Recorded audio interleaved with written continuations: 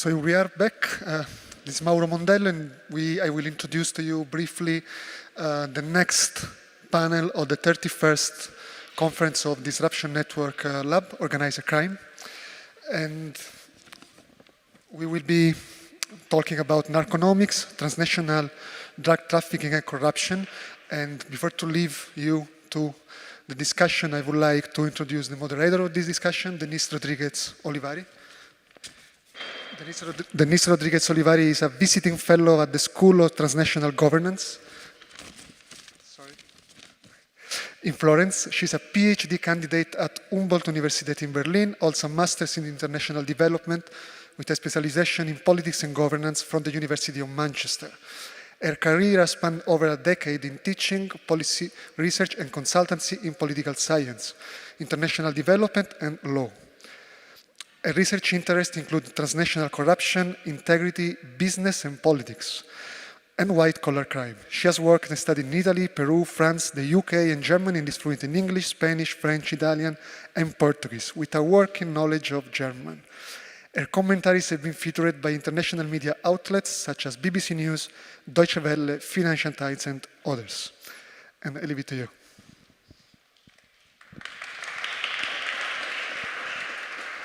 Thank you, Mauro. I would like to introduce our first panelists. I'm going to introduce them as they come because they're quite accomplished and their abstracts are quite long. So we're going to start with Stevan. Now I need your help. Dojčinović. Close enough. So, well, investigative reporter Stevan Dojčinović will delve deep into new ways of criminals organizing themselves and how super cartels are making organized crimes organizations larger. And he will describe how global narcotic smuggling works from the Balkans and Europe to North America and to South America to the Pacific. His focus will be on the various ways in which criminals overcome barriers to grow their business, protect themselves, and hide their money. Trends include adopting software to encrypt communications, using offshore companies to launder billions of dollars, moving leaders of organized crime groups to Dubai, where they're protected from international warrants, and most importantly, investigating a lot of corruption and making connections with governments on the highest level. Welcome, Stevan. The floor is yours. Thank you. I'm a little bit under stress now because I think I have like 20 minutes to tell this story, which is not possible to tell in 2 days. So I'll try to be as fast as possible. My idea is actually just to show you where we're at now with organized crime. So what is the position of organized crime now? So what are the hot topics in their world, right? Which we need to understand so we can track them down and basically investigate them, no matter if we are journalists, academics, or even law enforcement. So basically, so we will run fastly through the major trends. And one of the, we will start with how the organized crime organizes itself. So something which is new is that basically we have these super cartels. So super cartels is something like, they're not like old school cartels from South America. This is actually organized crime becoming really global. So super cartels is basically a mixture of many different cartels and criminal organizations from different continents who start more and more understanding that only teaming up together they can make much more profits. And this is what really happened. We have now this really big global organized crime organization. So basically they learn what we as a journalist actually learned a few years ago when, Panama Papers started, and they do the same thing. So they understand that they need to team up, even if they don't like each other. So we have these kind of cases that it's really interesting. Now you have two organized crime groups who are in open war, so they kill each other. They kill each other to extinction, literally. We have now this case with some Balkan cartels, they're killing each other's families and everything, but still their drugs will be loaded on the same ship and transported to Europe. So, on the money side, they will still cooperate and kill each other. This is crazy, but how this actually works, so the whole, the magical content of this super cartel is that now we have a lot of big networks, we have criminal groups who are there just to handle the shipping of the drugs. So these are groups who are not anyhow involved in producing the drugs. They don't sell really drugs. So these criminal groups are just there to ship, like cocaine, for instance, from South America to Europe for other criminal groups. So they're basically transport organization, and they're the one who basically handle this shipment. And many times the groups will not really know on which exactly ship the drug is. They just trust to these networks who control the sailors and the ships to ship, and then they basically pull up the different cocaine from different criminal organizations, even if they are in open war, to basically transport it. And the business becoming larger and larger. If you notice, like, if you get back, I think like 10 years ago, I remember like the police will find, I don't know, like half ton of cocaine, maybe like 200 kilos of cocaine. And if you remember, that would be like the big news. And for police, it would be like the big hit, you know, 200 kilos, like wow.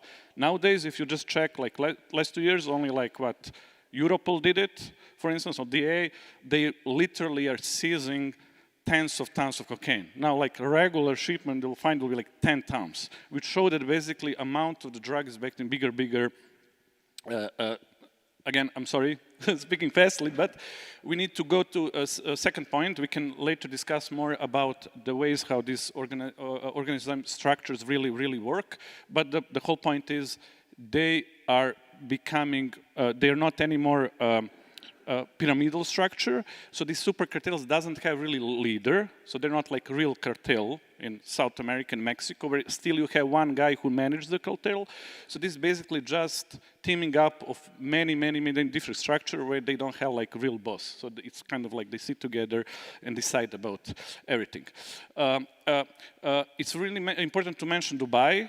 So it's not the only safe haven for organized crime, but the most major safe haven now is Dubai. So one of the top leaders of different, especially European, organized crime groups, but not just European, from Asia, like leaders of Sri Lankan organized crime, they're now in Dubai, for instance. Dubai in last year built itself as a basically most safe place for organized crime leaders to be. So the leaders go there when they are under international warrants. They move to Dubai. They need to pay a really hefty amount of the money, but they're protected there by international warrants. I just put as a picture of the guys on the slides are a Bosnian organized crime group, and the guy in the middle is, the guy far right, it's called Edin Gačanin. He is known as a Tito. Tito was the leader of Yugoslavia, and since he's now the top Balkan organized crime group, he called himself Tito, that's his nickname. So he's one of the most wanted guys, and this is what's interesting, and he's so untouchable that there was big operation, actually on the previous slide, you see this is the one really huge operation by Europol, Americans, like really huge, which they seized a lot of drugs, because Tito and his cartel, they import close to like almost a fourth of the cocaine in Europe. But the point is, they even got him arrested in Dubai, but he just stayed like, I think, 2 days in the prison, and then he was released under mysterious, not explained ways in Dubai, and he's still unknown. So it shows, his case clearly shows that there's no really law enforcement power nowadays on this planet that can really get you arrested in Dubai. You're still very protected there. Okay, so safe havens are really important. Yeah, this is just funny. Like, so I'm persona non grata in Dubai. I was arrested when I was flying there a couple years ago. I think it was in 2018.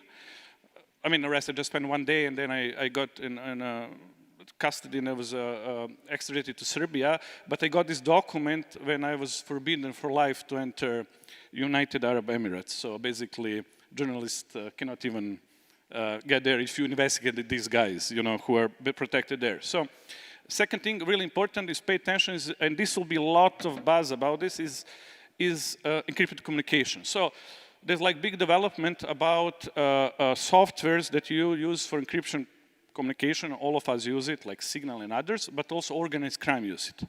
And law enforcement feels pretty powerless when they use this system, so law enforcement puts more and more energy to basically attack the companies that produce it, and there was like a couple of big cases there, I list them. Most famous software companies that were allegedly serving for organized crime. So law enforcement claimed that they just built softwares to help organized crime. Is Phantom Secure, Anom, EncroChat, and in Europe, most famous is Sky case. Basically, these cases are different. Like Phantom Secure is one of the first companies, basically, but Anom is the most interesting case. It was literally software company. It was run by US law enforcement. So they really ran it, and they managed to trick many criminals in using it, and they thought they securely using this software, but basically the Americans were be able to see all the messages, and a lot of organized crime leaders was using these softwares to, so they learn a lot. And what is interesting, on one side, criminals really trust these applications, so they pretty much openly communicate through it. So when I was reading a lot of messages, for instance, from the Sky app, and you can see that they pretty openly talk about shipment of drugs, but they also, when they commit murders, they tend to take all the photos and videos of it and share between each other and organize murders. For instance, this is the photo done in one house in Belgrade. This house is known as a slaughterhouse. At least this criminal group call it a slaughterhouse. And then this house was killed, we believe at least like 30 people in one really short time frame. So they were like kidnapping people, bringing to this special house, which was on the outskirts of the capital in Belgrade, next to the river. So they were torturing, these guys were usually their criminal opponents in this house.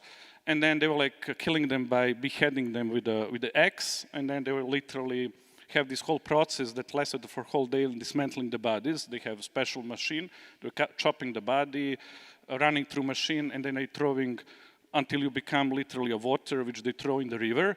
And what is interesting, not single trace, even DNA trace of these bodies was ever found. But what they were doing, they were like recording whole process of killing people and torturing, and this is like leader of this group. Actually, even he appears on one of the photos. It's this guy in the black shirt. It's called his nickname is Bellivuk. It's called like White Wolf, basically is his surname. So he's now photographed with one really important catch. So you see, he looks like some kind of how to call it, proud father with his son who catch some big fish, literally, because this guy was really important drug distributor of opposite gang. So they took photo of like, they just begin, this is the beginning of the process of torturing. I didn't want to show face, he was heavily beaten, but later they killed him and they shared this. So basically, when the law enforcement cracked down the Sky, we could see all of these messages, and basically cracking down, application like Sky give the best and the biggest and deepest insight in organized crime world ever in the history, because they were so openly talking, using this communication. Now, these applications are all down. We're expecting some new will pop out, and there'll be, like I said, a lot of fuzz about it, because I was, a month ago, I was on International Police Conference in San Diego, and there was this panel, Five Eyes, so there was like representatives of law enforcement from Canada, America, Australia, England, and New Zealand, and they all agree, and they said that most of the energy law enforcement will basically invest in going after the companies that produce these softwares for encryption communication. This is also a pretty controversial issue. Like I said, we also, as a journalist, use this to protect us, our sources. So I think there'll be a lot of things will breaking on this field in future, so pay attention development of this kind of softwares. So this is something I think, I will not spend time much talking, this is pretty much known, it's like money laundering issue and use of offshore companies. So I'll just run over it. Luckily, you know, as we know, a really important part of organized crime is how you basically will launder money that you gain from criminal activity, and they use a lot of agencies, which we call as a crime enablers. So basically there's like lawyer offices, wealth management companies and so on. So they use service of these people basically to find the ways how you can basically hide your money. We know a lot about it thanks to the lot of big journalist investigations, you know, since Panama Papers, in every of these leaks of files from offshore companies was not just politicians and Russian oligarchs. In each of these leaks, there was also interesting findings about organized crime. One of these interesting leaks was, for instance, This was 𝗧𝗿𝗂𝗃𝗏𝗃. It was also a big project where, for instance, we as a journalist, we found it was the leak about details about owners of the bank accounts in Switzerland, Swiss banks, which is one of the most hidden thing actually to see. And we found there really important organized crime figures in their accounts, which we saw that even law enforcement, by investigating these guys, couldn't really find this information. This was, for instance, one really famous drug lord from Serbia. It's called 𝗬𝗿𝗂𝗴 Radulović. We found, for instance, his accounts, which even Serbian prosecution, together with DA, couldn't really track down. They actually saw it after we published. So these leaks are really important. And luckily, as we heard also previous panel, there's more and more whistleblowers. So we need to really care for whistleblowers because thanks to them, we actually have access to the secrets of offshore companies. So, okay, just to move further, I don't know how much time I have. So, this is nothing new that's happening nowadays, but corruption is always there, and organized crime is always trying to invest a big amount of money in corruption. What is helping them now that we have this rise of different populist leaders and right-wing leaders around the globe, and as we heard, also same as they're pretty much don't have problem with making deals with, Russian oligarchs, same way with organized crime. So organized crime found through the basically rise of the right wing and populism is a really good approach to also capture part of the political parties in the state, and this is now really happening big time. So organized crime doesn't look anymore like before to find some weak link, like in the system, weak cup, that they will like basically bribe to work with them. They want to have Minister of Police. So now they really think big. They want, and this is like just two cases from Serbia that we expose. On this photo with less quality, you can see is the guy from the previous slide, 𝗬𝗿𝗂𝗴 Radulović. He's one of the top cocaine smuggler from Serbia. So this is a hidden camera made this video. That's why it's, and this is a screenshot, which that's why it's bad. But he's sitting with 𝗖𝗍𝗂𝗏 Dačić, who at that time was Serbian Minister of Police. So he was literally the guy who was controlling police, and he managed to stop some investigation against Radulović. Nowadays, 𝗖𝗍𝗂𝗏 Dačić is still on power after this, because unfortunately Serbia, like we heard in Austria, you publish this stuff. This is the story we published in 2015, and he stayed in power. On this other side, it's another case we just revealed in Serbia like a month ago. This guy who's in the middle, he looks like organized crime figure, but he's the one-number guy in the Serbian gendarmerie. So it's like special force that needs to deal with the hooligans, to stop hooligans, because in Serbia, hooligans are not just football fans and violent, they're also parts of the organized crime network. Big cartels use Serbian and Balkan hooligans to recruit people, but also to distribute drugs. So we have the guy who's supposed to fight them. He's seen here on the stadium with these guys. Many times we got this photo, but we managed to get audio of his meeting he had with the football hooligans, which was published last week. And this audio actually showed that he was some kind of like leader of these guys and working in the police at time where he was giving them literally tasks what to do. But what is the really shocking here, if you see the guy in the white shirt, if you remember him, this is the guy who was on a few previous slides sitting in this house above this guy, and this is the guy who in the same time was chopping the heads of the people and killed at least 30, 50 people time. So we should not look, let's say, corruption is like they will say bad apples. The organized crime really trying to capture its state and to turn state to be their partner in joint venture. In some countries it works, like Serbia. They really managed to make deals with the top people. In some countries they still didn't make it, but they just thinking big in these terms. Okay, so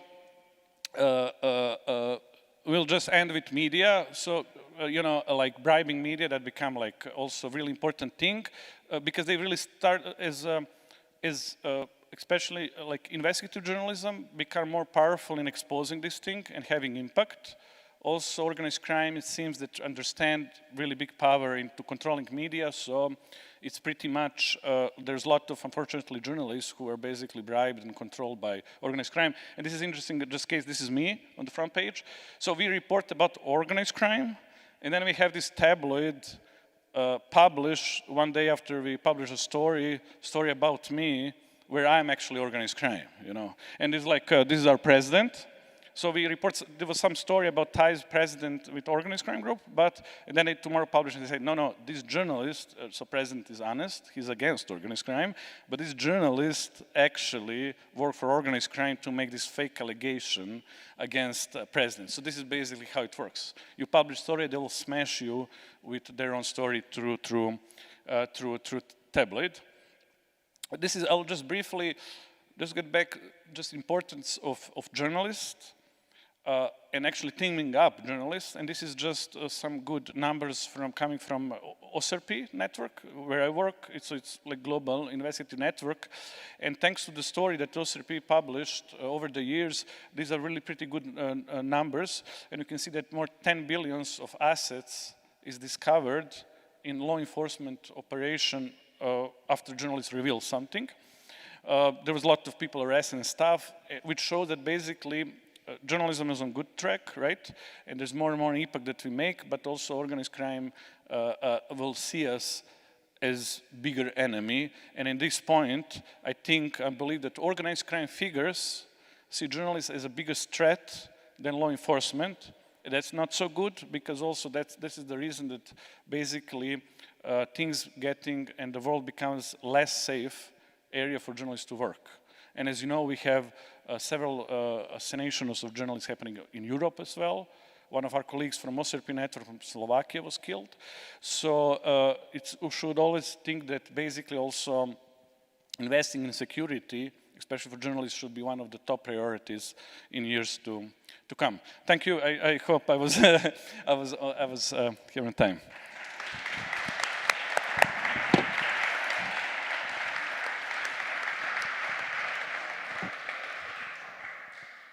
Thank you, Stevan, for staying on time. Now we're going to open the floor to Floriana Bulfon. Floriana, it's an award-winning freelance journalist investigating organized crime, international terrorism, labor exploitation, and cybersecurity. She's a writer for La Repubblica and a correspondent for RAI, the Italian national broadcasting company. Her literary works include Macromafia, Casa Monica, La Storia Secreta, and Grande Raccordo Criminale. Additionally, she has produced the documentaries Invisible and 𝗧𝗿𝗂𝗂𝗂𝗴, 𝗧𝗿𝗂𝗂𝗂𝗴, and realized reportage, in Libya and Tunisia. He has won the Daphne Caruana Galizia Prize, International Lucretta Award, Premio in Memoria de Paolo Borsellino, Peace Reporter Award. And she's a graduate in philosophy and legal science and achieved an MBA with a merit scholarship. Thank you. Thank you for coming. Well, I must start to Gioia Tauro, it's the port in Calabria. Well, the corruption schemes came to light in the Gioia Tauro in the last major Italian investigation, drug trafficking investigation, is no different from the ones uncovered in the docks of Rotterdam and Antwerp. The container terminal operation is identically all around the world. And similar are the systems used to move the drugs through the checks with the same kind of people hired by the clans. And yet, the resemblance just told at a superficial level. As a matter of fact, one should never lose sight of the inner nature of the Italian mafias, whose power stems from their total control of territory, to such an extent that even according to the Italian penal code, mafia associations are such as they can intimidate even without exercising utter violence. And if you trace back to the history of the port of Gioia Tauro, this is proved quite tellingly. What we are talking about here is an infrastructure of 22 cranes covering 620 hectares and employing 1,300 people. In 2022, it handled 3.5 million containers, ranking the first in Italy and the 8th in Europe. Until a few years ago, it was the closed European terminal to the Suez Canal, which means that a considerable part of the goods coming from China handling towards the European Union will be custom cleaned and sorted out here. I believe you have all heard about 'ndrangheta, the Calabrian mafia. I know in the audience there are also Italians. Well, it's among the criminal organizations that at least been affected by the so-called pentiti, the collaborator of justice that were decisive in helping the Italian police, Italian institution, pulling to pieces the dome of the Sicilian Cosa Nostra. 'Ndrangheta is powerful, active in 4 continents, a key role, and has a key role of the cocaine import from South America. Even though the core of its strength lays in a small rural village in Calabria. Like Gioia Tauro, actually, where the port was in fact created by the 'Ndrangheta request, developed on 'Ndrangheta own land by 'Ndrangheta construction company.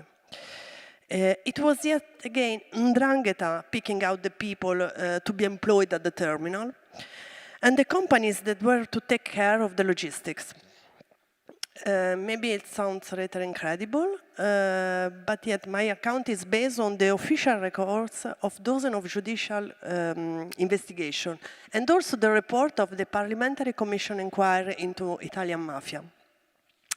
It all starts in 1970, when a popular uprising broke out in the city of Reggio Calabria, as the government has decided to appoint another city instead, Catanzaro, at its regional administrative capital. That basically means considerable development, hospitals, schools, universities, in other words, money and jobs. In Catanzaro at the time, 'Ndrangheta did not exist, while in Reggio it already have a solid stronghold. So it's the bosses who initiated the protests and aligning themselves with the extreme right-wing political movement. It took 6 months, barricades, several deaths, the army and its tanks to bring back order to the city. And then the ruling party, Democrazia Cristiana, decided to make for a hit to Reggio Calabria, planning the construction of an industrial pole that include the port, steelworks, and chemical plants. However, only the port was built. In the idyllic Gioia Tauro flatland with where citrus and olive grows, mafia have been rooted since the previous century when the bosses guaranteed the protection to the latifundistas and this plantation. Back then, where they were actually and effectively replaced the state. First, the mafia affiliates family bought the land where the terminals were to be built. In truth, back then, they didn't have enough capital, as drug smuggling was at its inception. So their fundraising was achieved through kidnapping. It's widely believed that the kidnapping of John Paul Getty III, the grandsons of the well-known tycoon, recently narrated in the Ridley Scott films, also served to finance the port investments. Accordingly, everything was managed by the 'Ndrangheta bosses, from the selection of the company that for the construction work to the appointment of all the staff involved. The clan's only interest was pocketing the public procurement funds. At the end, it looks like the so-called cathedral in the desert, standing in the middle of nowhere. Why? Outside the terminal gates, there is absolutely nothing. Not a company, nor a modern railway lines to transfer the container to the port outside. Until a few years ago, there was even a proper motorway that connected this place to the rest of Italy. Basically an island in a vacuum. And the port's fortune arrived with the Chinese economical boom. Once inaugurated, it soon turns into the gateway to Europe for products from the People's Republic. The containers will never leave the compound. This is a quite important thing. They don't never leave the compound. They will be unloaded and transshipped to other vessels towards the rest of the EU. It's widely believed that 'ndrangheta, as stated at the 2008 Parliamentary Commission of Inquiry of Mafia, controls or influences much of the financial activities around the port and use the facilities as a base for illegal trafficking. The entire supply chain is impeached. What's more, the bosses has gone as far as demanding also a tax from the international shipping company, €1.5 per container. The scenario emerging from the court file is bleak. Even the city administration is dominated by the clans. In Italy, there is a law. This law is providing for the dissolution of the administration elected or infiltrated by the clans. And they replace the colluded mayor with a commissioner, most always is a former police officer. Well, in Gioia Tauro, the municipality has been dissolved 3 times, the first in 1991, the last in 2017. While the mayors were from different parties, the 'ndrangheta family, they were subdued to, were always the same one. This is the situation in Gioia Tauro.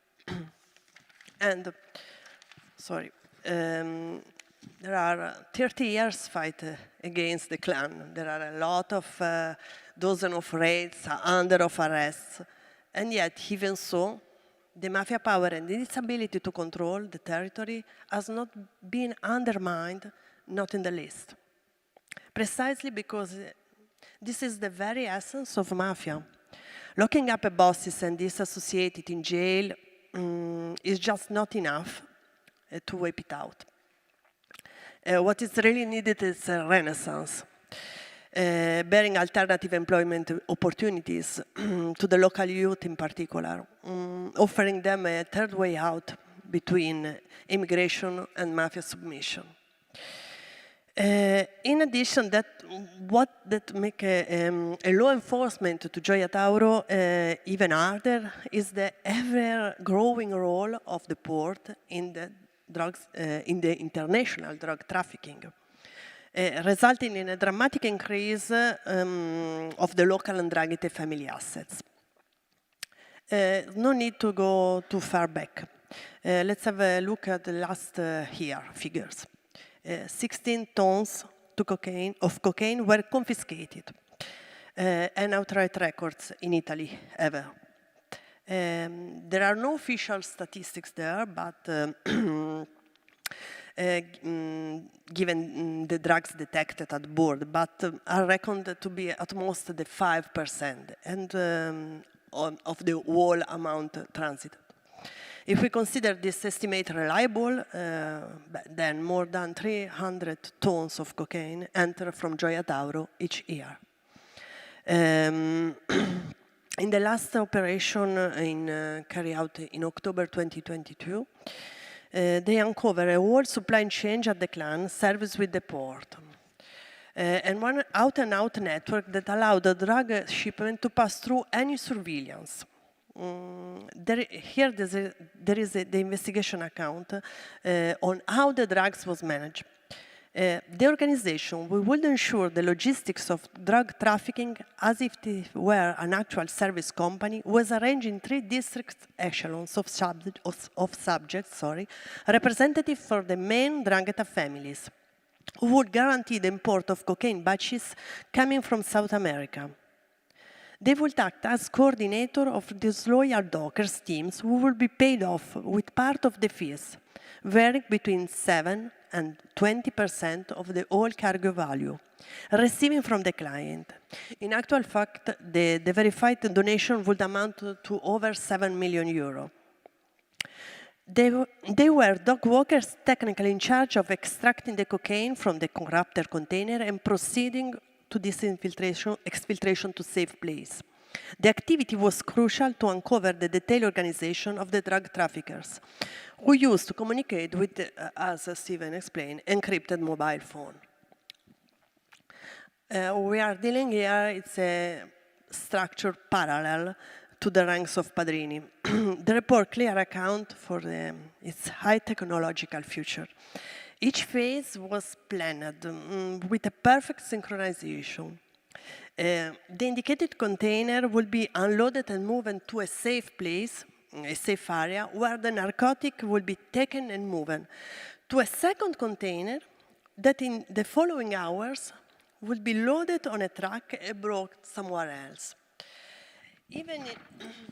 Even if it sounds like a pretty straightforward operation, carrying out in the every hustle and bustle of the port activities meant altering significant clocks of a complex mechanism, mostly IT managed. The most awkward moment is when the cocaine is being moved from one container to another. The two containers will be placed, one in the front of the other, and as it were the Lego blocks, a third will be positioned above the two, like a bridge, with the precise time to conceal all the movements going on in the space below. And now it's when the Deus Ex Machina enter in the stage. That is, it takes men to move the cocaine bricks. And yet, without specific authorization, no one can have access to the terminals. What will be done there? It's now the docker's turn to get hidden in a container, the one used by the gang, and be transported to the place where the other three containers are, with no risk to be filmed, for example, by CCTV, the video surveillance, or being noticed by security guard. Pretty smart, isn't it? But it's not all. At this point, to straddle carries, there is the special vehicle that's used in the containers area, driven by other accomplices, will stand by the other containers with the bridge on watch to monitor the scene from above the block to access should the police arrive. The Cosca were extremely skillful at faking everything, at the recruiting people ready for anything all around. But to extend that, one of the custom inspection in charge of X-ray containers to spot false bottom or narcotics went as far as altering the result on the scan to make traces of the presence of 300 kilos of cocaine vanish into thin air. It certainly wasn't a low-cost service, though. The officer would ask for 3% of the whole cargo value. You can easily figure out how to smuggle batches of drugs. A lot of people were to be involved. People who could work synchronized and had been well-trained to act together using many means. All terminal employees who would just disappear without an official reason and without their supervisors or colleagues giving any notice or alarm. This is the outstanding feature of mafia, in Italian word omertà, the code of silence. No one ever reporting anything, as no one ever sees everything. This dynamic, the dynamic described in this report, are identically to those that it's used in the in the docks of Rotterdam or Antwerp. The fees paid to the bribing subject are similar too. This is not a coincidence. The operation in Gioia Tauro concerned 4 tons of cocaine, charged to a guy, the name is Raffaele Imperiale, one of the brokers who have turned upside down the European drug market. Imperiale was one of the pillars of the consortium created in the United Arab Emirates, together with the Dutch boss Ridwan Taghi, as the Chilean 𝗍𝗿𝗂𝗴, and the Bosnian that Steven explained, Edin Gajanin, Tito e Dino, because the clan is Tito for the Yugoslavian origin, and Dino for the passion of Ferrari for Edin. And above all, the Irishman, Daniel Kinahan. Daniel Kinahan, who is today the most wanted guy from the American DEA. The macro mafia masters have standardized the methods, cloning the same successful illicit procedures all over the world. Now, you may wonder why they are not claiming the same obedience and compliance by threatening and using open violence instead. They will get easy to same result without having to pay. And yet, in the last 50 years, they have come to realize that violence is counterproductive. Killings, actoring, vehicles set on fire just end up with drawing unwanted attention by the police that most likely will initiate investigation. Far better bribing the right people. We will never ever dream reporting anything and be aware to the clan power. The transition from the shooting, killing mafia to the bribery one has occurred everywhere at all levels. And this is a point extremely dangerous because mafia turns to be invisible. Thanks.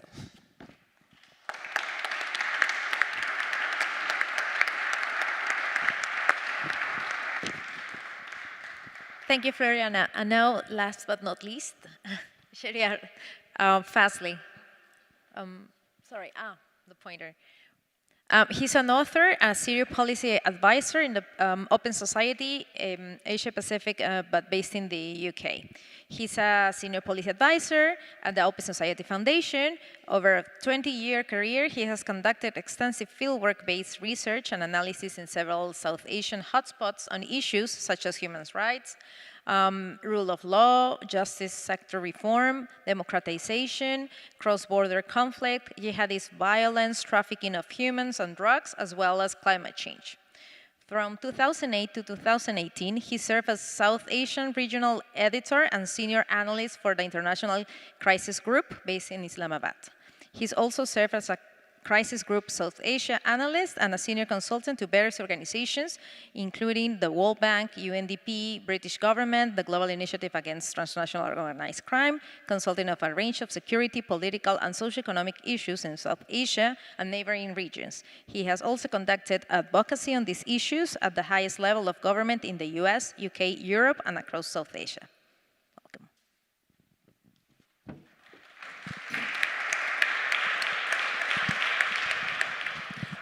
Thank you very much for that kind introduction and for inviting me to this so far extremely engaging and important discussion event.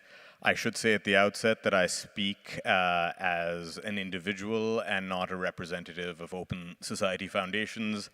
I'm going to focus on the Afghanistan drug trade and its impact on its immediate neighborhood. And some of you might be familiar with this term. The area where the countries of Afghanistan, Pakistan, and Iran converge is known as the Golden Crescent, which, along with Southeast Asia's Golden Triangle, is the most notorious drug smuggling hub in Asia. Pakistan and Iran are on the southern drug trafficking route from Afghanistan to Asian, African, Western, and Central European markets, while Iran is also a critical node in the Balkan route that passes through Turkey and onward. Since 2002, Iran and Pakistan have consistently accounted for more than 90% of global opium seizures. And similar factors undermine their and indeed the international community's counter-narcotics efforts. These are corruption and collusion, ranging from local officials charging rents to, senior political elites directly involved in drug trafficking. Poor or deteriorating economic conditions and large informal economies. Challenges in governing volatile, conflict-ridden borderlands, and limited capacity in monitoring crossing points along long and very porous borders, and significant migration and cross-border communal ties. For border communities in these regions, smuggling is a way of life. It's a financial lifeline. And a useful metaphor here is that of a pipeline where different groups operate different parts of a pipeline that begins in one country, crosses a border, goes through another country, ends up at a maritime or land boundary onward.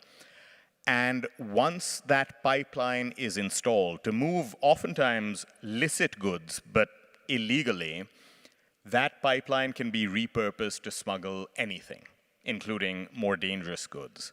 And it's operated, as I said, sort of discreetly. The groups operating different parts of the pipeline often don't know who the other is, but it's a network that works together, and goods, people, cash continue to flow. The Golden Crescent is furthermore near areas of insurgency, nationalist, secessionist insurgencies, or in the case of southern Afghanistan, once, a Taliban insurgency, now criminal networks that have, a level of sort of good relations with the Taliban. And while drug seizures are quite common here, geography, demography, security dynamics, insufficient coordination between these three states ultimately retains this tri-state area as a haven for drugs, weapons, gold, cash, people smuggling. Now, I want to situate the role of poppy and opium in Afghanistan, which has risen very dramatically. I mean, it's a long story, but in the last 20 years, the period of the Taliban insurgency, poppy cultivation and its effects rose quite dramatically, and the Taliban maintained a complex relationship with this trade, most often taxing the movement of drugs as an organization rather than being directly involved. Nevertheless, they had many commanders who were directly involved. Now, even before the Taliban's victory in August of 2021, drought and the COVID-19 pandemic had weakened Afghanistan's rural and urban economies. The Taliban takeover created a new crisis, accompanied as it was with a shrinking of the security forces, the civil service, restrictions on women in the workplace, the dramatic decline of foreign aid, trade, and investment. So that by the halting of infrastructure projects, by January 2022, according to the ILO, the International Labour Organization, 500,000 workers had lost their jobs since the summer. And then the international response to the forceful seizure of Kabul, including the freezing of around $9 billion of central bank reserves, and as I mentioned, the sort of aid cutoffs, triggered a collapse of the local currency, a liquidity crisis, and hyperinflation. Now, I mention this because tough economic times makes poppy cultivation all the more attractive. Poppy cultivation requires relatively little water. Its resilience in tough agricultural conditions makes it a very valuable long-term investment. Its cultivation is labor intensive. It employs several hundreds of thousands of people, pushing up wages, pushing up living conditions of those directly and indirectly involved. And warlords and traffickers make life very easy. They offer loans, they provide the land, they will collect the opium paste directly from farmers, so farmers don't have to incur the risk of transporting their good to markets. So poppy cultivation, it provides ready access to credit, easy sales. Second and tertiary markets that have evolved around the poppy trade include fertilizers, herbicides, transport, construction, tractors, rest stops, and so on. So in short, for many Afghans, food security, their children's education, meeting other everyday costs would be impossible without the poppy. Initially, the Taliban's ban on poppy cultivation and the narcotics trade, which it announced in the spring of 2022, yielded no significant reduction in the flow of drugs from Afghanistan. The Taliban itself allowed a 2-month grace period, effectively exempting the harvest that ended in July of 2022. And production in 2022 soared. According to UNODC, opium cultivation rose by 32% in 2022 from 2021. And most of the increase came from Taliban strongholds in southern Afghanistan, Helmand and Kandahar, as well as the northwestern province of Baghdad. Instead, the most consequential effect of the ban was to dramatically inflate prices. And this was apparently in anticipation of the ban being eventually enforced rather than straightforward demand-supply market dynamics. And as prices soared, farmers' incomes from opium sales tripled from 425 million in 2021 to 1.4 billion in 2022, according to UNODC figures. And these gains are all the more significant given an internationally isolated economy and inflation and the other effects that I described earlier. Later in 2022, however, the Taliban did crack down. Its message apparently to farmers was, look, you've benefited a lot from the windfall of 2022. This should buy you some time to eventually transition to alternative livelihoods in the next 2 or 3 years. So by April 2023, there was a dramatic reduction in poppy cultivation in Helmand and Kandahar. But the ban ultimately was not enforced uniformly across the board. And I mean, we can make some inferences here that local Taliban commanders were somewhat hesitant to enforce a ban that would affect so many people and have grave political as well as economic implications. Now, small farmers are the most affected by the crackdown, but large farms were able to maintain large opium stocks. So that'll ensure that they're able to withstand the prohibition for a certain period of time. 2 other factors make implementation of the prohibition difficult. More difficult today than when the Taliban was last in power and did enforce a ban quite successfully in 2000 to 2001. Firstly, in 2000, Afghanistan's population was just over 20 million. Today, it is around 39 million. In addition, poppy cultivation has spread considerably from an estimated 64,500 hectares in 2000 to an estimated 177,000 hectares in 2021. So, in other words, the ban would have to be enforced over significantly more territory and against a crop that sustains significantly more people. So there are some questions that remain about how sustainable the implementation of the Taliban ban is in the years ahead. And for now, given the bumper crop that we saw in 2022, I think it's safe to assume that there will be a flow of drugs from Afghanistan into the neighborhood and onward. So let's look at the neighborhood. I don't know how clear this is, but Pakistan shares the longest border with Afghanistan. It's more than 2,600 kilometers, and it's the main destination for Afghanistan's exports. Organized crime in Pakistan was built around the wars in Afghanistan, starting with the anti-Soviet jihad in the 1980s and the disruptions and the mass movement of people and goods that resulted from those wars.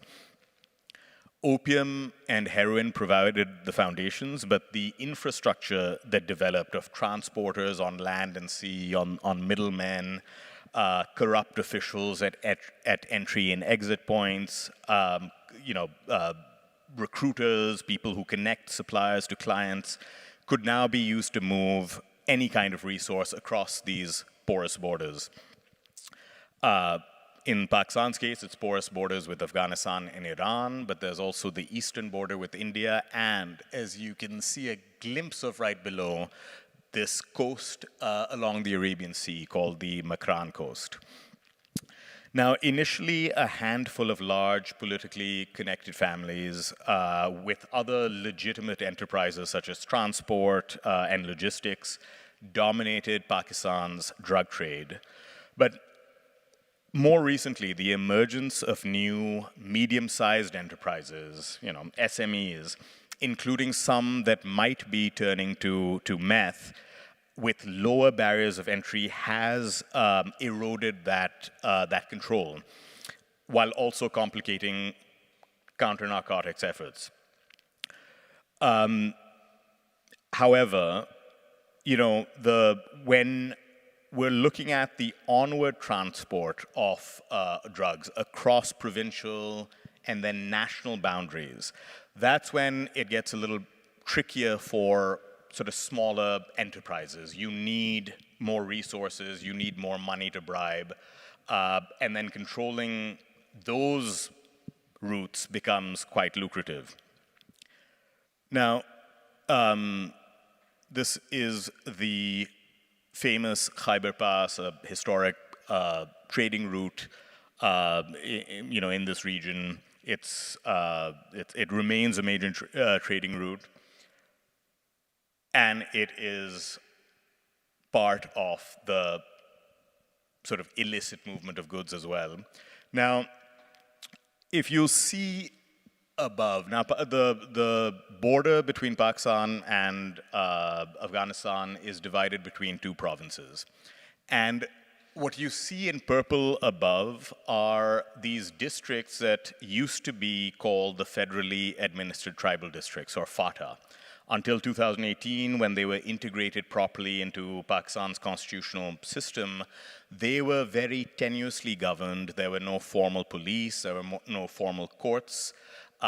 Civilian access, civil society access, media access was extremely limited. And in effect, this sort of framework allowed tribal militias, non-state armed groups to basically to run amok. And again, drugs were very central to these networks during the anti-Soviet jihad and beyond. It involved collusion with local security personnel. Today, top-down and high-level state involvement in the drug trade is a little less clear. In the 80s, it was very clear, but we know at least that local officials are closely involved in terms of charging rents and taking bribes. Now, I know I'm running a little short on time, so I'm hoping I get to discuss Iran as well, and anything that I miss out here, I'm happy to take questions during the Q&A. But just want to talk about some of the methods that I've witnessed myself in doing field research in this area. These are marginalized communities that live in these border regions. They're also, as I said, areas that see a lot of cross-border movement. What traffickers, drug rings do is they exploit both that movement and that desperation. And one of the most egregious examples that I've sort of come across in my research is taking kids, 10 years old, oftentimes from marginalized communities such as Afghan refugees, putting a school uniform on them and a school bag, packing that school bag with drugs, and then sending them hitchhiking to nearby cities. And cars on the way think that these are kids trying to get to school, so they give them a ride. And the important point here is that the legal regime is such in Pakistan, in Iran, in Tajikistan, that it focuses on possession. So that if that kid is caught, that kid is the one who goes to jail. The low-level peddlers, the people at the lowest rungs of the criminal ladder, end up caught in the law enforcement net with very little follow-on investigation, a lot of corruption that protects the drug barons, the bosses. Let me just, okay, I see I am running out of time, so let me move on to Iran. Which is the other Golden Crescent constituent, confronts many of the same challenges as Pakistan, including dependence on cross-border informal economies. The image that you see is of Chabahar port, which along with Bandar Abbas port is, you see all these little boats. These ports and these coasts have vital in the onward traffic of drugs and other illicit goods. It's very hard to police these maritime boundaries. Now, very quickly, I'll say that more research is needed on the players in Iran's illicit drug industry. But there are indications of high-level political involvement, including within the powerful Quds force of the Islamic Revolutionary Guard Corps, the IRGC. Some top Irani drug barons allegedly have close IRGC ties and use their networks to target Irani dissidents in neighboring countries at the regime's behest. At the same time, the IRGC has waged high-profile counter-narcotics operations. But we don't know whether these are merely targeting the rivals of drug rings that have those connections with the IRGC. What I want to close with is that all of the countries in this region, again, these highly punitive regimes that focus their metrics of success on arrest and seizures rather than on an investigation and catching the big dogs.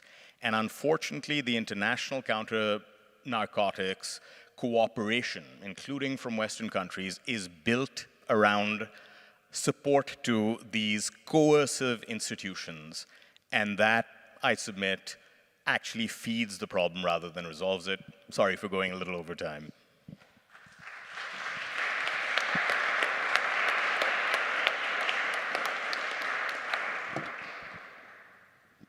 Well, thank you to the three of you for such insightful presentations. I would like to start kicking off the conversation with you three present different regions and yet also different manifestations and different ways this drug trafficking circuits change throughout time. So I would like to start with a question to Floriana. You mentioned that the new structures are not similar to the old Padrini. So in which sense these structures have changed? They are as Minotaurus, always hybrids, always between man and beast, and they want to conquer all. And if they don't succeed with bribing, with corruption, with money, I'm sure they are trying with the violence more. They, in this case, the person that we mentioned, people that we mentioned, so 𝗏𝗿𝗂𝗴𝗀𝗀𝗀, 𝗏𝗿𝗂𝗊𝗀𝗀𝗀, Daniel Kieran, they have come up across a decade to dominate a significant slice of the drug market. Accordingly to the DEA, 1/3 of the cocaine that is smuggled in Europe. They act as a kind of OPEC, able to set the quantities to be smuggled and also the price. And also they are able to decide in this sense if one clan, the success from one Italian clan or one Serbian or whatever clan, because if they decide if at this clan arrives cocaine or not, or with a convenient price, for example. And okay, we explained that are different. In this case, they are different from different the origin, but they have some common elements. They are cosmopolitan, global. They don't have a control of a territory. Even for example, the Italian guy, 𝗏𝗿𝗂𝗴𝗀𝗀𝗀, it was born in Campania, in Naples area, and you have the image, maybe the image of Gomorrah story, no? So the boss with a hierarchical pyramid structure. 𝗏𝗿𝗂𝗴𝗀𝗀𝗀 is the son of a small businessman, not involved in organized crime, who starts with restaurants in the Netherlands, with also a coffee shop, and then they turn to cocaine. And this guy,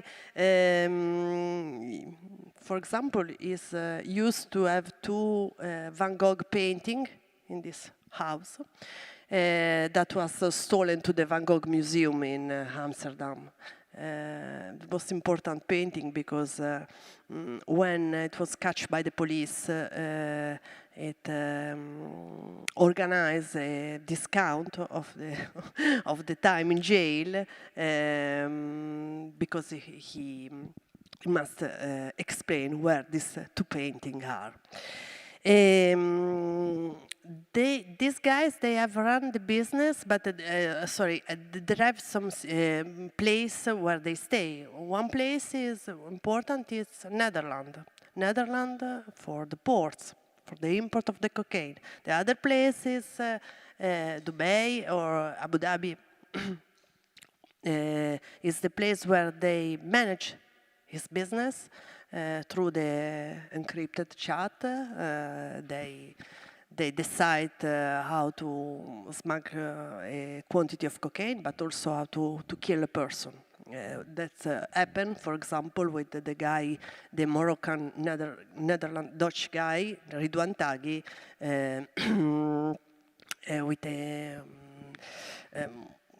he managed a gang with a high level of ferocity. For example, one of our colleagues, Peter de Vries, was killed in Amsterdam 2 years ago. It's a crime organization, crime investigative colleague. It's a kind of innovative mafia. It's not the mafia that we have in mind in the films or in the TV series. There are subjects that used to move tons of cocaine and to direct the global activities. They know to exploit in which sense the weakness of the globalization. So, for example, they decide to leave, to stay in Emirates because it's difficult to be extradited. They use ports where the logistics, the globalization does not allow for detailed checks. And the really important question, in my opinion, is what is the outcoming about this? Because it's a osmosis between legal and illegal economy. The criminal economy does not resist or stand aside the market, but has become familiar with these rules and skills that are used by criminals. And even more, in a world shaken by wars, and in terms of war economy, brokers as these guys have great opportunity. Sanctions are the first step. Black markets and black markets flourish against and allow the territorial control and the illegal trade to do well together. In this sense, the state of war is a paradise for mafia. Thank you, Floriana. And now to you, Stevan. How do you think these new ways of communicating and how information and software can, have you mentioned, play against or in favor of fighting or uncovering these kind of crimes? If you can expand more of that on your presentation. Sorry, about like apps for... Yeah. Yes. So, I mean, that's a very basically controversial topic. Because, like I said, I was like a month ago, so there was in San Diego once a year, there's a international police conference. So you have all this law enforcement gathered there, so I was lucky to be called as a speaker, so I can watch all these panels. And with this panel, there was like representatives of this most important world's law enforcement, like DEA and others. So basically, they had these ideas, what is next move for them, for which for me, were like, it was extremely controversial to hear as a journalist, but they claim they need really, in future, they see they need to crack down every possible app which was designed, because they say, I mean, if organized crime figures, they use like softwares for encryption, there's almost nothing that law enforcement can do. Some apps are not perfectly built for some cases, so we have cases that basically law enforcement managed to crack it, but if app is good, they cannot follow the conversation. So they see it as a big problem. So what they try, they will put really hard investigation and they will try to crack down every app in the future. But what is really problematic, I heard, they also were discussing what to do with some really commonly used apps. They were like, for instance, mentioning Signal many times. And I mean, you know, most of the people I know do Signal, and they were like, we need to change the laws in a way, because they say they see future in a way that every single app should allow some backdoor to law enforcement. And they talk this as a conference, like completely legal, but the problem is they need somehow to push people who bring the laws, right, to understand this, because as law enforcement, they see it. So this is really controversial, because in a way, yes, it will help law enforcement to penetrate organized crime network, but also it make huge damage to everyone who is not law enforcement and not organized crime, right? First, journalists, like how you're going to protect sources in future, to activists in the countries like where there's big oppression of regime and so on. So I mean, this is pretty controversial, but I think there'll be a lot of discussions and things happening in future, basically, in this field should be followed. I mean, what is the fact is that we have a couple of years where there was a couple of these softwares which organized crime really believed, that even the leaders of organized crime really openly communicate with them. And thanks to you know, law enforcement breaking into this software, we can really learn about organized crime like never before. Like, for instance, take Sky. I mostly comment Sky because Sky was most commonly used by European organized crime. Like this Anom was more used in the United States, like Phantom Security in the United States. This EncroChat like also was used in Balkan, South America, and so on. But like Sky was most interesting for us, like in Europe. And now I think it's decrypted like 50% of the messages in Sky, and we learned so much. If you follow, there's like tens of the cases, maybe 100 of cases open in Europe just thanks to the Sky messages. And if you read messages in these cases, it's incredible. Like I never, I'm doing this work for 15 years, but I learned more about how organized crime operates in the last 2 years, literally, through these messages than ever before, because you don't see it now interpretation of prosecutor and police, how they interpret what organized crime do. You read their messages and understand how they're making deal pretty openly, and you understand this logic. It's like first time you really understand logic, how nowadays, and these messages are fresh, they're new. So basically you can, through Sky, read messages even from 2021. So it's like you can see it's really captured the essence of organized crime. So this is the big thing, but of course, me as a journalist, I believe that law enforcement should now go deeper into kind of breaking down, especially these legit apps, because there's difference between Sky and Signal.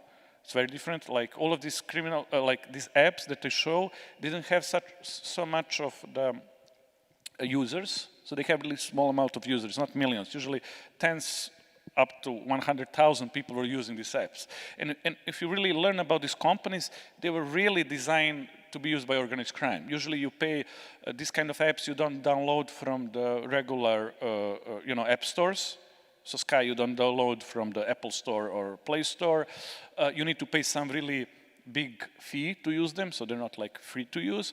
And I really believe that, law enforcement was right that in many of these apps, they were really designed to use by organized crime, these people want to earn.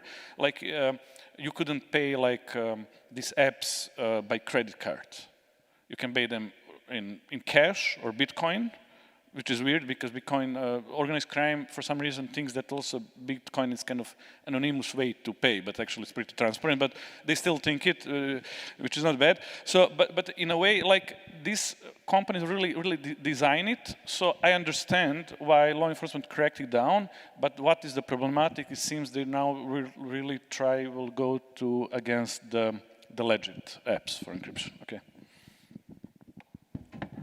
Thank you. Certainly, it's quite a controversial topic, and I'm gonna place this question. I know it's very difficult, but you that have been navigating as an individual in both policy recommendations, doing field work, trying to get a better sense of what's going on. When and how can we get this momentum and this time to finally crack down this situation? Because at the same time as corruption, once it was perceived as not being that dangerous or perceived to be only happening in certain countries, and what the three of you have showed is that this problem affects Europe, touches every border, touches every corner of the world. They're more interconnected than ever. We're talking about the Five Guys, and they come from, it's the UN of drug trafficking. They come from different continents, they speak different languages, and the only thing that they have in common is that they are engaging in this large-scale operation. So how do we get this momentum, these policymakers, these advocates, how do we manage to get this alliance to move something, at least a little bit of the needle, because, of course, eradicating this problem is quite difficult, but what would you propose as a first step to? As a first step, I would pick up on where I left off in the presentation, acknowledge that what they've been doing, the international community, along with national governments in these regions, these hotspots, has failed completely. Once the US understood that there was a link between the Taliban insurgency, the strength of the Taliban insurgency, and the drug trade in terms of fundraising, it decided to crack down. But as usual, the crackdown depended on the use of hard force. And there were some remarkably harebrained measures such as aerial spraying of crops, which destroyed a lot of people's livelihoods.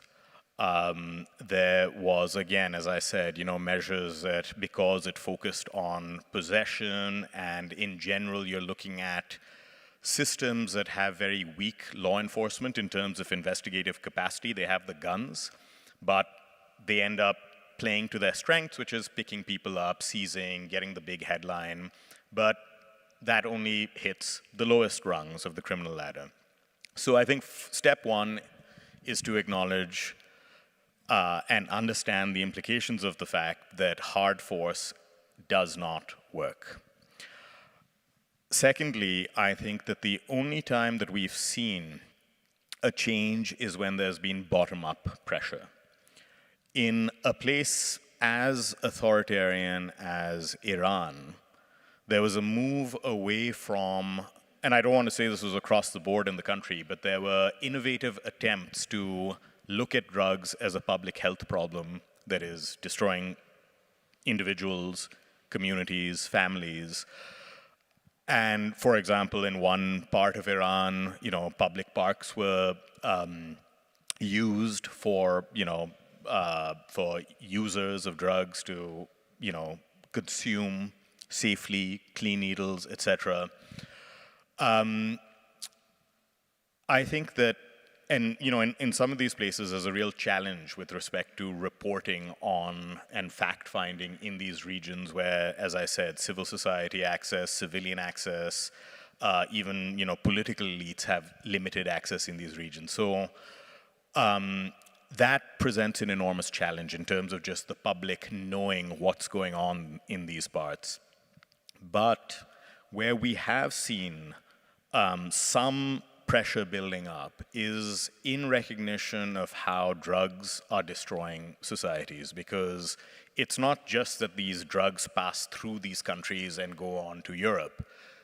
They're being consumed in increasingly large numbers by members of the community who are economically desperate or traumatized by conflict. And now what you see is the devastation this has caused. And as a result, I've seen this in the last couple of years after looking at this issue for a very long time. The amount of media reporting about the use, for example, of crystal meth in my country, Pakistan, has led to politicians, elected representatives, making statements in parliament saying, we've got to do something about this. I think that there's no, at the end of the day, to lay my cards on the table, that the way to go forward is to deal in the softer measures, to recognize that this is a public health issue, to recognize the economic desperation from which a lot of this stems.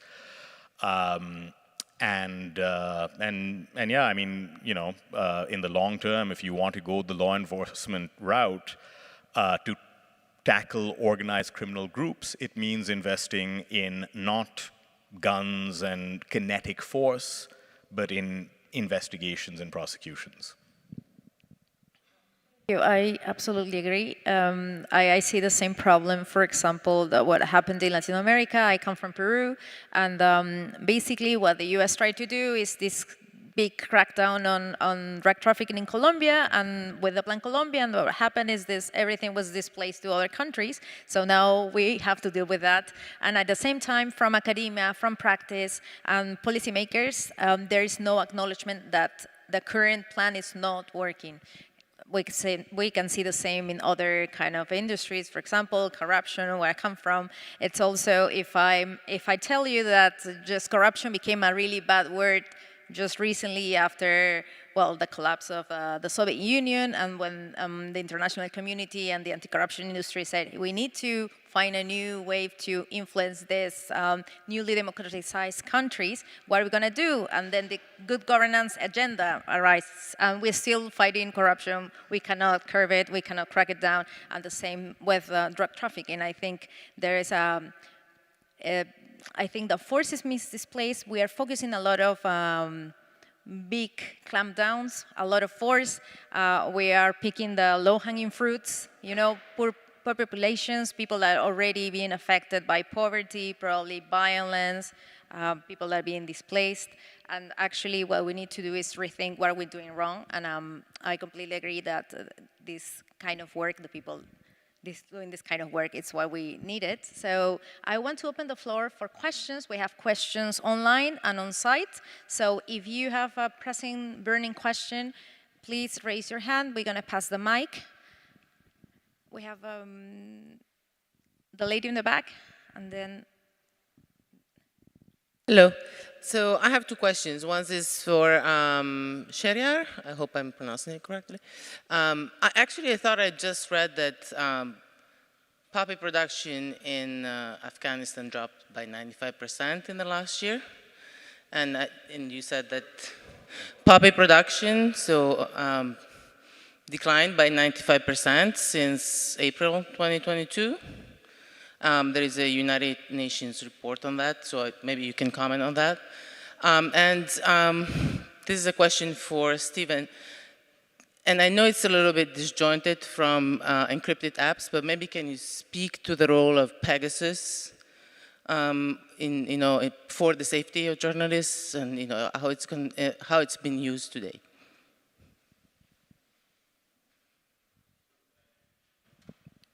Is this still on? Right. Thank you for that question. And yes, indeed, as I said in the presentation, by late 2022, the Taliban finally started cracking down, including in its southern strongholds that sees the highest level of production, Helmand and Kandahar. And since April of 2023, you're absolutely right, production has gone down. I think the question is, how sustainable is this? A lot of people made money last year, a lot of farmers made money, a lot of traders made money, and this is based on,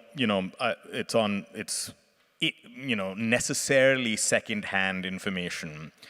But some of the information coming out of sort of local journalists who I, talk to, is that the argument that the Taliban is making is that, look, you now have bought yourself some time to transition to alternative crops. The problem I foresee, and for 20 years during the Republic, the internationals were trying to create attractive alternative livelihoods, other crops, etc.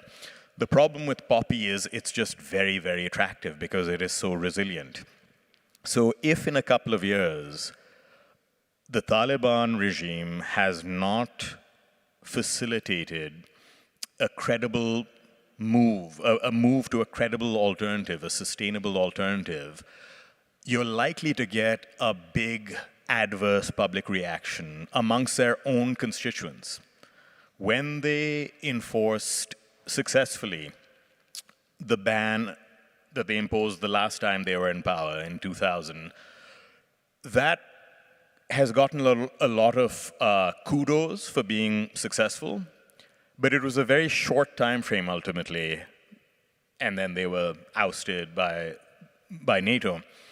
We don't know how long that would have survived, and one thing that we have seen is that towards the end of that, they started softening up a little bit because they were getting there was so much public anger, to the point that when the invasion in October 2001 happened, a lot of communities reportedly angry about the anti-poppy measures ended up opposing the Taliban and siding with NATO. I think the Taliban is probably quite aware of those risks. So for now, absolutely, we've seen that reduction, but that doesn't mean that the existing stock, especially in large farms, has gone down because, as I said, it was a bumper crop in 2022. So I think it's still a big question of what we're going to see in the future. And about Pegasus and similar softwares like that, that is actually one of the biggest potential threats to the journalists nowadays. I mean, the Pegasus history, so the Pegasus is outed in the public, but at this point as we speak, there's some other software which is possible to use in the same way to spy journalists, and they are most likely even more advanced. And basically the problem is with this kind of softwares, you cannot, there's nothing you can basically do because these softwares, basically they're taking over all over your phone and everything that goes from your phone. So even if you use application like Signal, whatever other, you're still not safe because your message will not even get to the point to be encrypted by Signal and sent, and these softwares can pick it. So basically everything what you type on your phone, it can take screenshots, control your camera, take everything what you type, control your keyboard of the phone. So you cannot, if your phone is affected, you're done. Usually everything will be monitored. Problem is that there's like private companies develop it. So like corrupted government can use it, but even like private individuals can be in position to use this software, which is extremely dangerous, right? Second thing is, basically, just to get back, like the thing with these apps like Sky and others, these apps were powerful in a way that they take over also your whole phone. So if you have, for instance, Sky on your phone, you cannot install any other app. So these were the only way, basically, that you can even not get, and if Sky was not so expensive, I believe that even journalists will use it. The point was it was really expensive, and nowadays we'll have a lot of our messages in this leak. Likely not, but the point is, if you don't have phone like this, like the Sky was, where you can have only one phone, one app that basically controls the whole phone. Every other phone will be completely vulnerable to the softwares like Pegasus and others. And there's nothing you can, defend yourself. And like I say, the governments and corrupt individuals can pay like license, and they can target your phone. Only the, plus there is, they cannot do like mass surveillance. It's fairly expensive to use this phone, so it's not so cheap, and they target individuals. So if you look at the cases of Pegasus, for instance, country by country, there were some of our colleagues working in our network who had, we found the Pegasus on their phone in Azerbaijan, Hungary, and so on. So there was not so many cases of the journalists. So usually government will make top 3 journalists, top 5, I don't know, position leader and target them. So they can, it's so expensive, they still cannot do like massively. But if the person that is targeted, they will have complete insight what this person do. And usually they will go to track down like sources. That will be eventually what they're looking for. And even you cannot protect, you will not be able even to figure out. Only later, with some knowledge, when we discover some new software, will be possible to get back in the past to see if you were affected. There's not even a good way that you can basically figure out. The good thing is still there's a lot of different organizations, civil sector organizations, who basically helping journalists to possibly discover if they have some this kind of like, it's not even viruses, they basically are real programs and software, spy softwares, like Amnesty International, and there's a few more, basically Citizens Labs and so on, who had a good tech team and support, who basically what you can do, if you are afraid that you may be under some surveillance, which you can usually will not recognize from phone itself, they really hide the operation, but like if some information leaked and you have kind of like idea that you can be, and so unless you can go to this organization, when basically what you do, you can, they will tell you how to generate one file on your phone, send to them, so they can do analysis of this file and try to figure out if there is maybe something compromising your phone. And that's best you can do, but in general, there's not real defense from the software, and unfortunately, this is kind of like industry. Mostly some Israeli companies doing this, produce these softwares, and like it's really big industry with a lot of money. And while, I say, there's a lot of ideas how to change even the laws, to go after like Signal and these kind of companies, there's not really big efforts to kind of control the industry that produce this this kind of softwares, unfortunately. No. One person in the front. I already have the microphone, if that's okay. Thank you so much all for the presentation.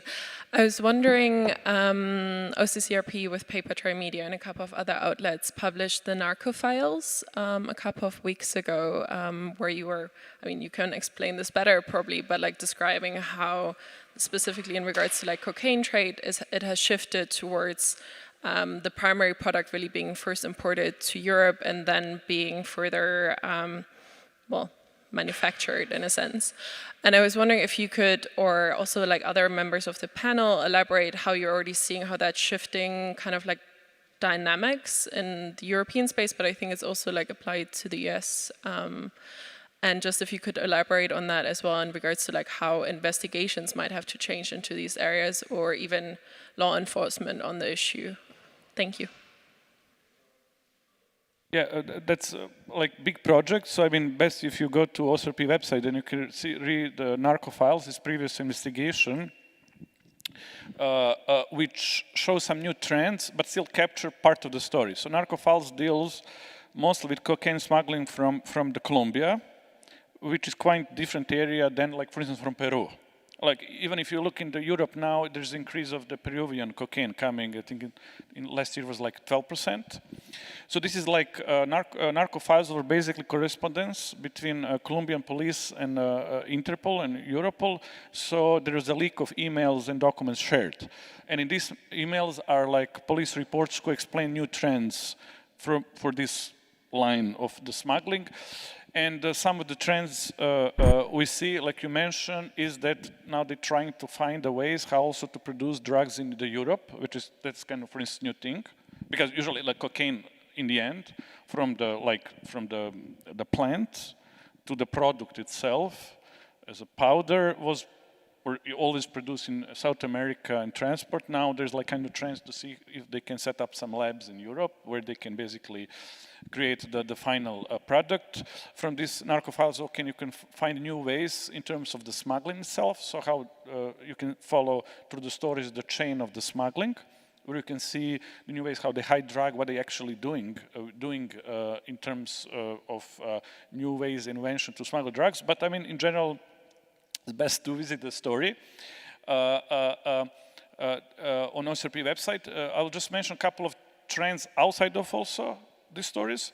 Also, you should follow, which is not mentioned, is kind of like the new very important thing, but it mostly hits the United States at this point. But it should follow trend is fentanyl. That's like new ways. Like first, I think completely narcotic, which is chemically produced, who is super dangerous and deadly. Like basically, you take 5-6 times you're dead. Sometimes first time you get dead. This is really interesting. This is like big thing. I say in Europe at this point is not, but pay attention. It's basically the chemicals produced in China who are like smuggled in Mexico. Where in Mexico, then it's produced in product that is basically mostly shipped and at this point sold in US. And like I'm just mentioning because I was now in US, and when you walk like center of the Los Angeles, you'll find a lot of people who are addicted to fentanyl. I mean, okay, there's a lot of videos shared over social media, but when you see this in live, it's unreal. I never see something like this. And I mean, you know, my career, I was also dealing with people who are drug addicts, but this is like, I'll explain.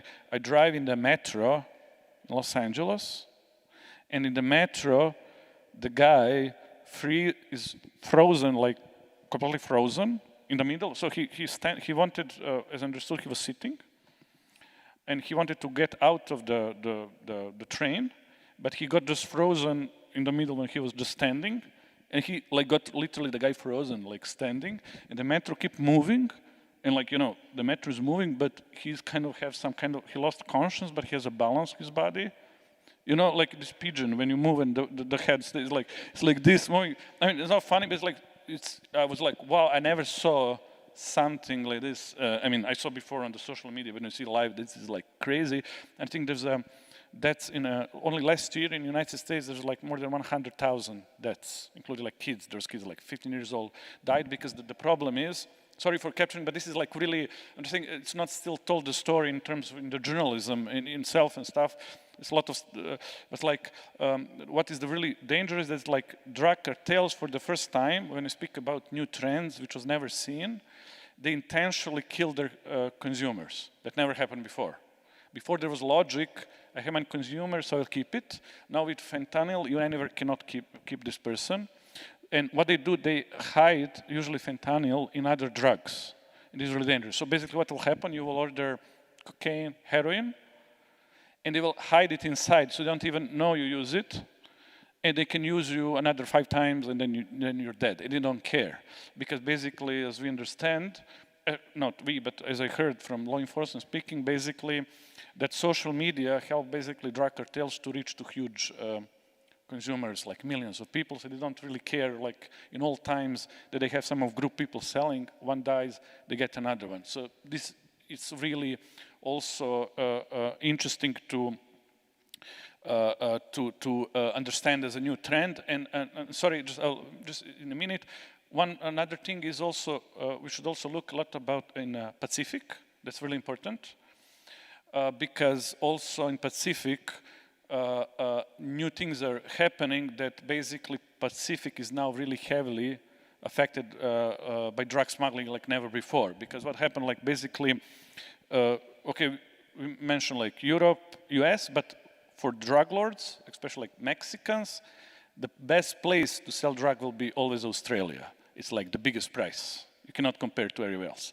Why? Because it's also the hardest place to get drugs inside, because Australia has really good border guards, and they usually will, the percentage of discovered drug is the biggest basically in Australia.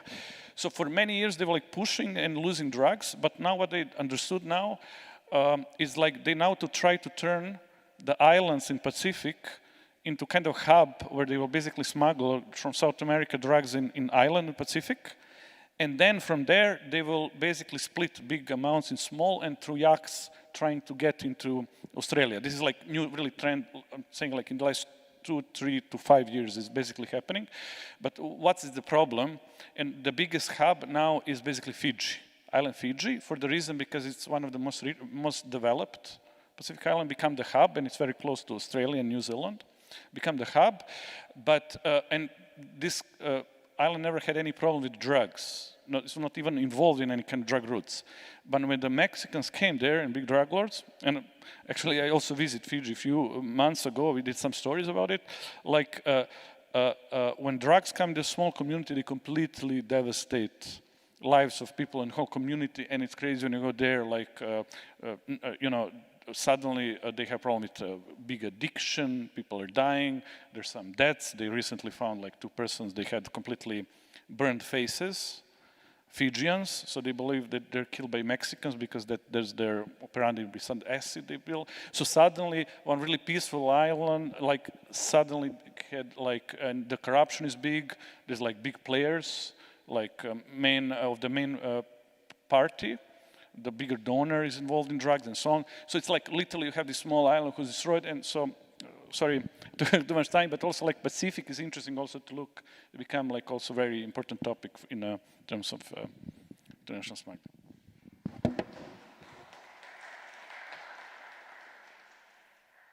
And on the fentanyl point, I'm sure, you know, those who are tracking Xi Jinping's visit to the US for the APEC meeting, one of the ostensible breakthroughs was an agreement from China to crack down on the precursor chemicals that go to Mexico for the production of fentanyl. But, you know, this trend that is already observable of moving away from drugs where geography matters, like heroin, cocaine, where you need the crops and you know where those are grown, and they're not grown in many countries, and that at least gives you some knowledge of who's involved and where. These next generation drugs, so to speak, like fentanyl, but also crystal meth, where you can produce it in your basement, in your bathroom. What do you do with that? And also the barriers to entry are so low, it accommodates so many new entrants that it's very difficult to keep up. One of the interesting new dynamics in the region that I cover is that the precursor chemicals to produce crystal meth, like 𝗧𝗿𝗂𝗴, are actually quite expensive. Afghanistan has this bush plant that grows wild that's called ephedra, and that's proven to be a natural precursor for crystal meth production. In other words, a natural source of ephedrine that is, because it grows wild, it's reduced the costs of producing meth very significantly, and apparently it's high quality stuff. So it's a bit of a Breaking Bad type, dynamic where people love this stuff when they have it. Now, there's no real reason to source your meth from, thousands of miles away. But what we are seeing right now is that because those existing sort of networks are already there that are moving things like hash and heroin, what these traffickers are doing is they're just in the same sort of, shipment. They're adding some meth to it so that those meth is still reaching Europe from far away because, why not? You've got a shipment going anyway, might as well pack some of this new stuff in and try to get a consumer base for that because this stuff is cheaper and better. But yes, the question is extremely important in that how does investigation keep up with this stuff? Because right now it's oriented towards those, older drugs where, like I said, you just had a little bit more knowledge of who and where. I would just to add two little things. The first is, unfortunately, fentanyl is coming in Europe. In Italy, I think 1 month ago, they catch some stuff, not a huge amount, but he arrives, and in the center of Italy. And this is quite issue because fentanyl it's used by medical, for example, if you have big problems with oncological problems or cancer or at the end of the life. And what happens was, this is a point that is interesting to understand because it's also a mentality that creates this kind of drugs, because in the United States, people, consumers grow up from fentanyl because people are used to use this kind of drug as a medicine. So this is a quite important point to understand how the population grow up using this kind of drug. The other thing is about, and of course, the chemical used to produce is managed by China. The most important area where comes this precursor, it was Wuhan. It's Wuhan, the city that all we know. The other thing is about the chemical drugs. Okay, and they completely changed the chain of dealers, because you have someone that can try to produce themselves. However, you have Mexican cartels that they prefer to produce this because they have not a season. You can produce everywhere you want if you have chemicals products. And also you have dealers, as for example, that they use social networks as TikTok, and they have some case of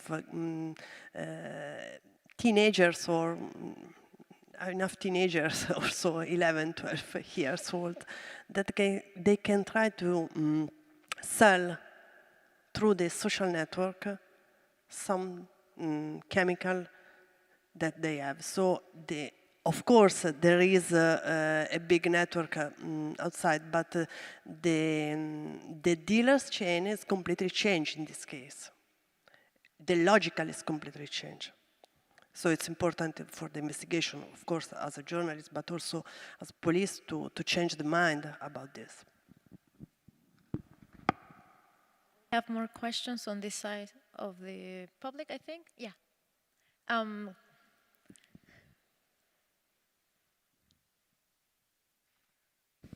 So I think this question is for Stefan.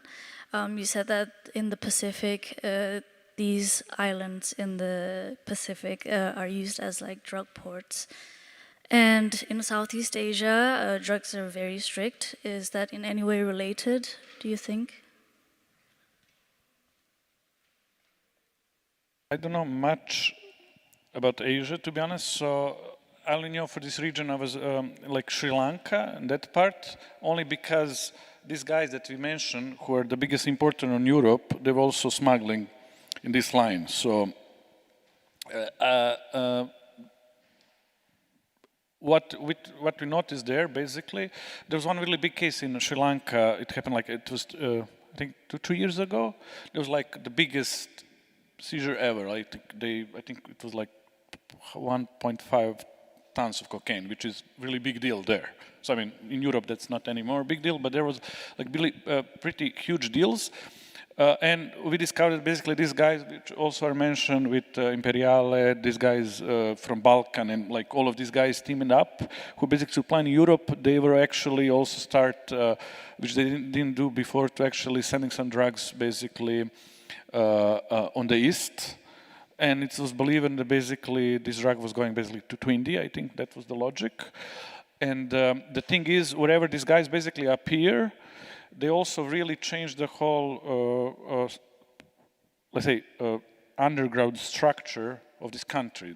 This is what I see. I know more about Pacific, but usually what they do, I follow this like cocaine line mostly. So basically, local organized crime groups, they become like stronger, and they become some kind of like subcontractors of basically these big ones.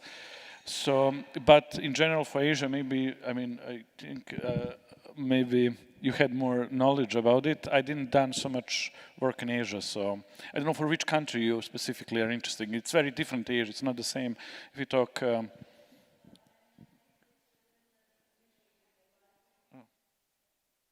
I think within the proximity of like the Philippines and then Singapore and Indonesia also have very, very strict drug laws. And I guess it's not that far from Fiji to be, yeah, I think.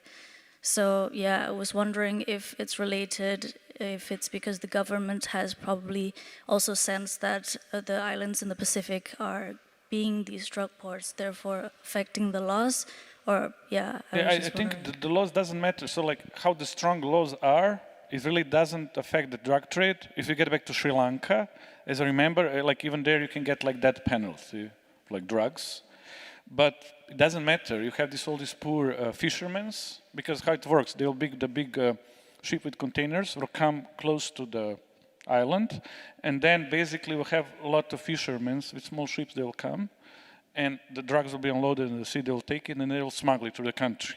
And like it's literally, I mean, I think it's death penalty. But to be fair to say, like in Sri Lanka, nobody was killed. Usually they will arrest you and you'll get sentenced till life. It's kind of like that penalty will stand over your head, but they will not eventually kill you, but still you're done.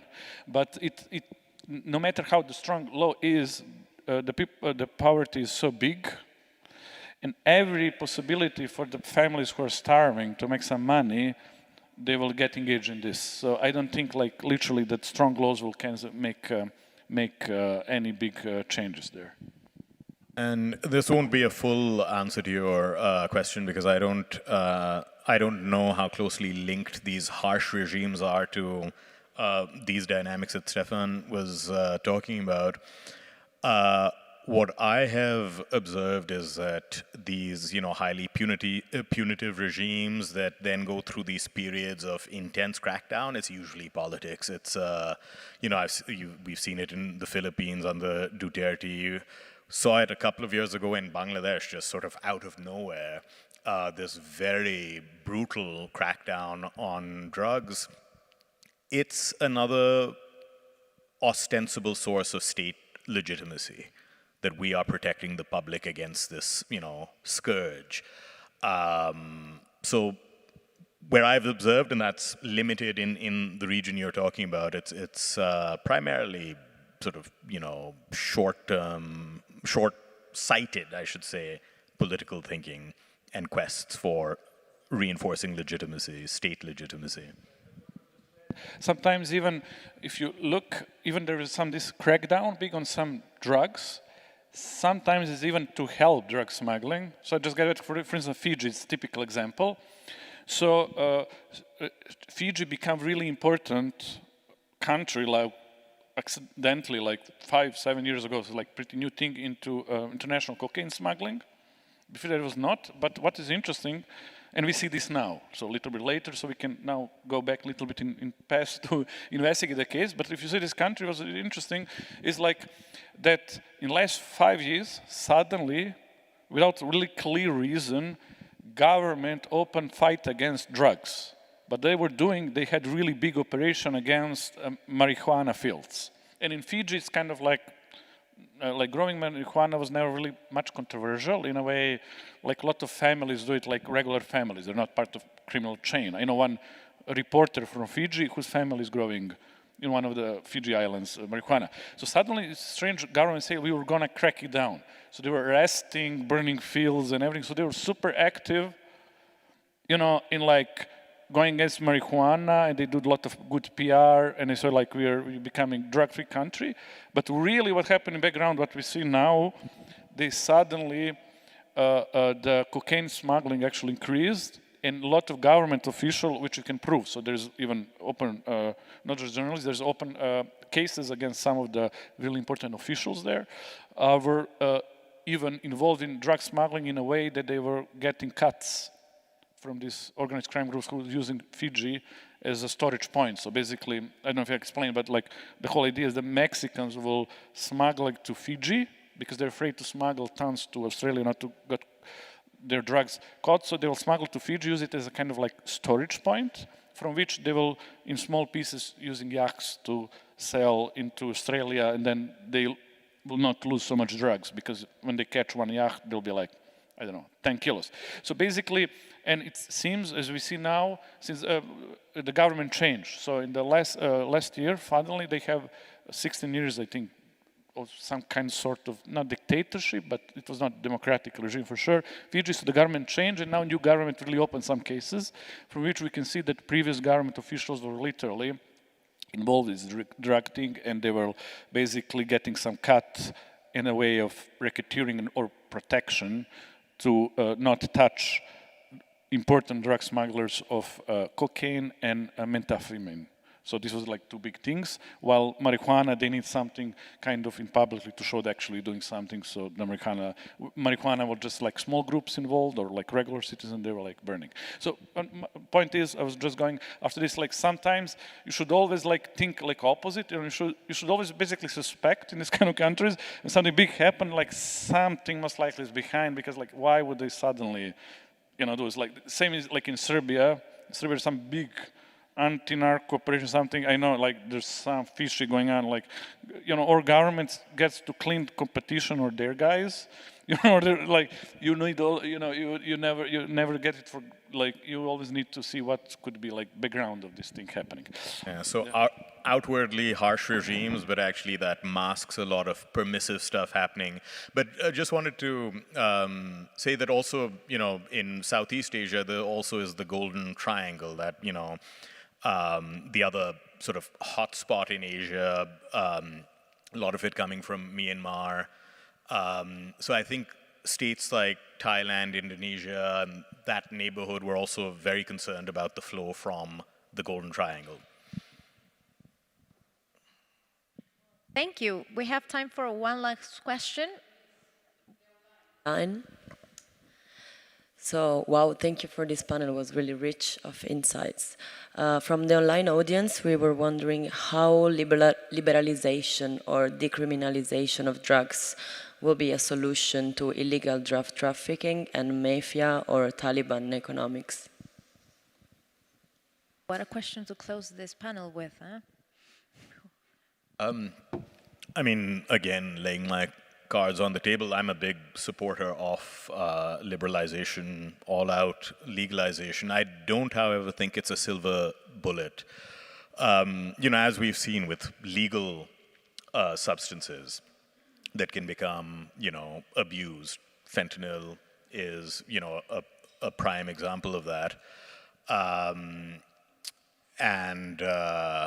Why am I forgetting the name of the other one that was a major scourge in the US? But, sorry, did somebody say it? Yeah, Oxycontin, and, you know, yeah, thank you.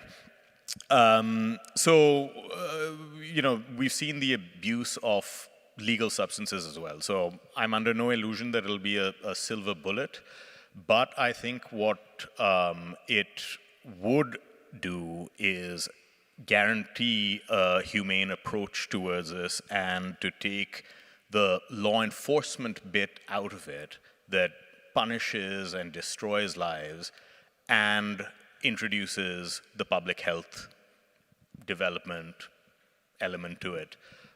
So I'm a strong supporter. I'm totally agree about legalization and just the sentences. The drug prohibition creates monsters, and these monsters that we tell tonight at different points of view. So in my opinion, it's legalization.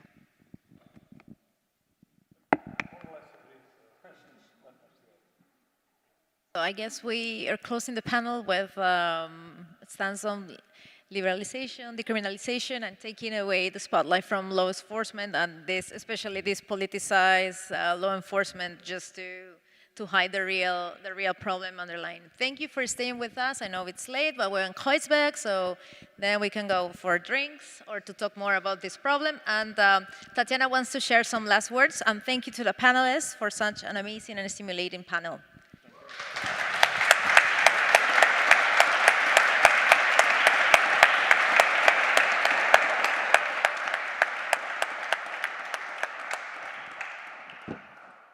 Thank you also from my side. It was a really great and important panel. And so really, we will go on tomorrow with more discussion and to further go into depth of the issue. I wanted to remember what is happening tomorrow. We will start at 4 and we will have a panel related to political corruption. Here we will speak also about different other local and global situations. We will have a follow-up also on global mafias with Vincenzo Musacchio, so he will also go on what you opened up today, Floriana.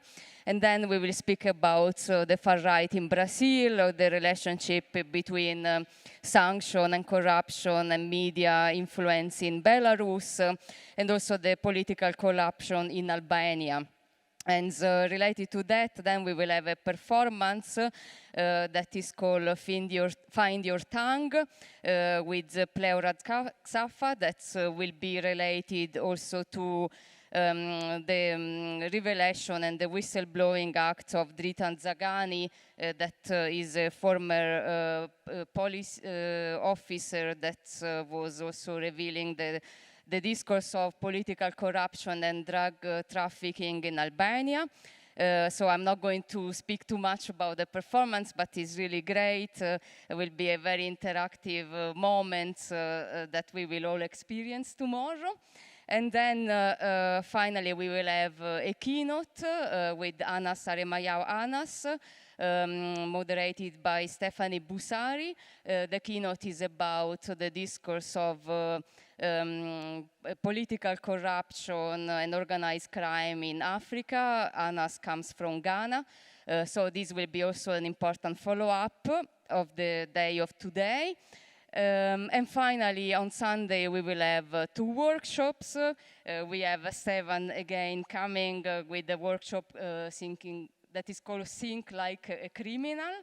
The workshop is sold out, and Stevan had a really nice idea to create groups of people that will try to understand actually how a criminal think, to go a bit more in depth on the structure of organized crime.